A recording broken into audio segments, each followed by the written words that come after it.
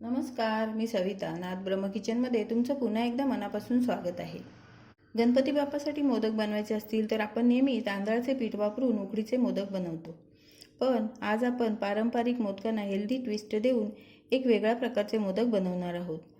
गणपती बाप्पासाठी आरोग्यदायी असे नाचणी आणि ज्वारीच्या पिठाचे पौष्टिक मोदक आपण आज बनवणार आहोत.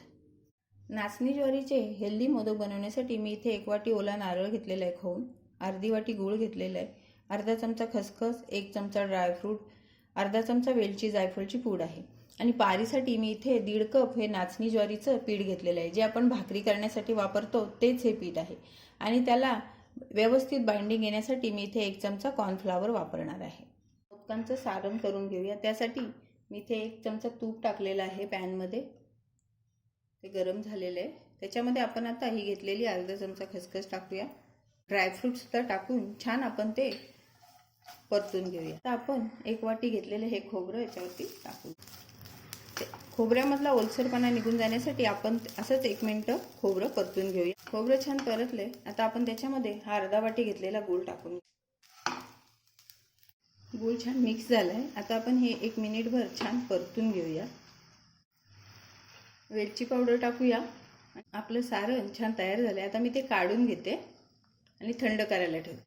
मोदकांची उकड काढण्यासाठी मी इथे पीठ मोजलं आपण ज्या वाटीने त्याच वाटीने इथे 1.5 वाटी मी पाणी घेतलेलं आहे. अर्धा चमचा मीठ टाकूया.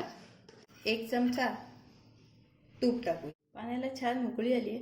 आपण 1 चमचा घेतलेले हे कॉर्नफ्लॉवर याच्यामध्ये टाकून घेऊया आणि पीठ सुद्धा थोडं थोडं करून टाकून मिक्स करून घेऊया. आपण हे छान मिक्स झालंय. आता आपण ह्याच्यावरती झाकण ठेवून 1-2 मिनिटं वाफ घेऊया.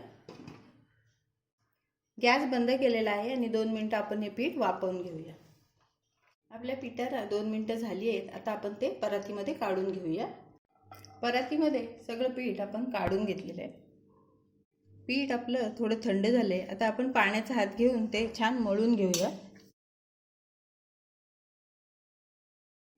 पीठ छान मळून झाले.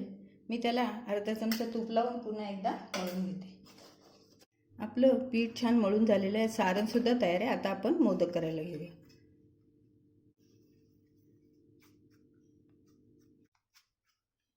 थोडं सुक्कं पीठ लावून घ्यायचं हाताला आपल्या आणि बोटांना सुद्धा, आणि असं छान ही पारी वळून घ्यायची. अशी जेवढी पातळ करता येईल तेवढी पारी आपण पातळ करून घ्यायची आहे.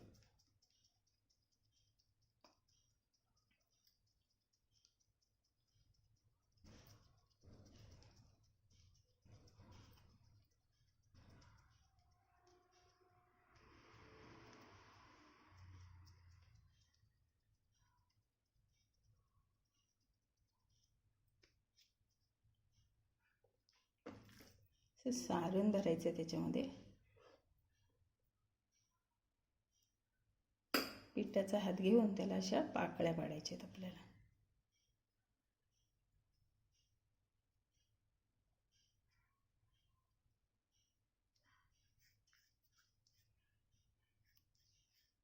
एक्स्ट्राचं वरचं पीठ जे असेल ते जास्तीचं काढून टाकायचं.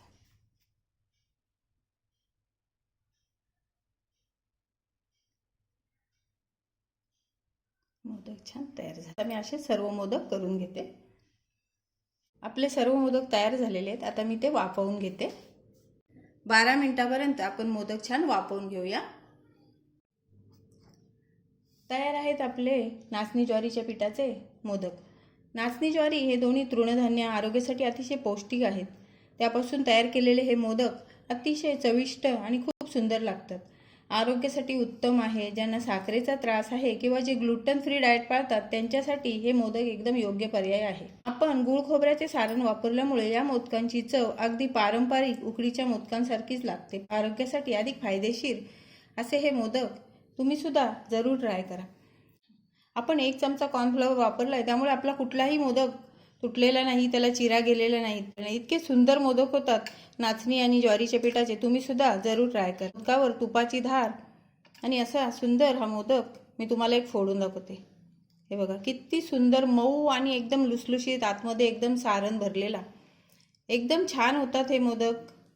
तुम्ही पाहू शकता बघा. कुठेही तुटलेला नाही किंवा त्याला चीर गेलेली नाही, एकदम सुंदर होतात. आणि त्याच्यामध्ये आपण गूळ खोबऱ्याचं सारण वापरलं असल्यामुळे त्याची चव अगदी तांदळाच्या मोदकांसारखीच लागते. तर तुम्ही सुद्धा ज्वारी आणि नाचणीच्या पिठापासून गणपती बाप्पासाठी एकदा मोदक जरूर करा. आणि माझी व्हिडिओ तुम्हाला कशी वाटली ते जरूर सांगा. व्हिडिओला लाईक, शेअर आणि सबस्क्राईब करा. धन्यवाद.